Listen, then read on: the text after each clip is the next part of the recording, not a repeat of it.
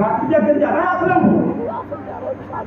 लागो मेरो यार फकीरी में मन लागो मेरो यार फकीरी में। रुको, तुम जानते नहीं मैं कौन हूँ?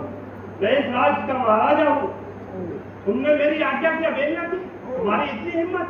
मैं चाहूँ तो अभी तुम्हें बंदी बना सकता हूँ, अभी चाहूँ तो तुम्हें फांसी के फंदे पर लटका सकता हूँ, समझे तुम? राजा तो मैं क्या करूं?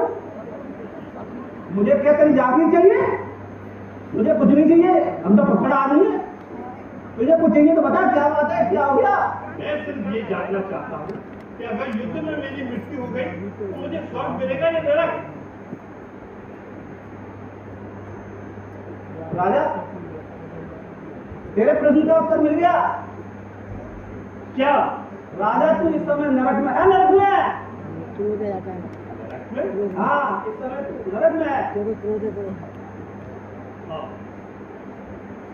हाँ, शायद आप सही कह रहे हो।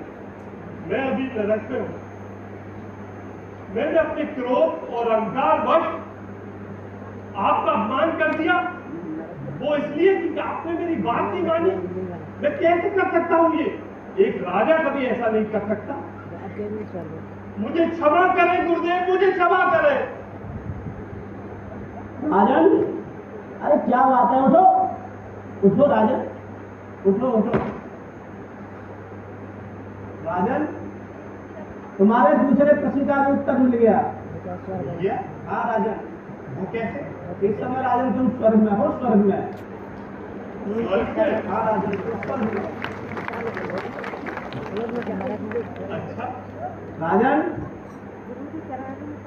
जब मैं अपने आश्रम जा रहा था और तुम रास्ते में तलवार लेकर के मेरे सामने आ गए मारने के लिए, अरे राजा, तेरे अंदर अहंकार था, घमंड था, हिंसा की भावना थी, जो तुमने तलवार से मेरे को मारना चाहा।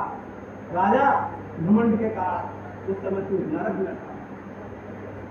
और अब राजा, तेरे अंदर क्षमा मांगने का साहस है, दया करने का भाव जगा, सद्भावना। और जब मनुष्य के हृदय में ये राजा प्राप्त होती है, इसीलिए राजा तू इस समय स्वर्ग में है। क्यों? तुम्हारे अंदर दया है, प्रेम है, करुणा है। सच कहा साधु महाराज, आपने बिल्कुल सच कहा।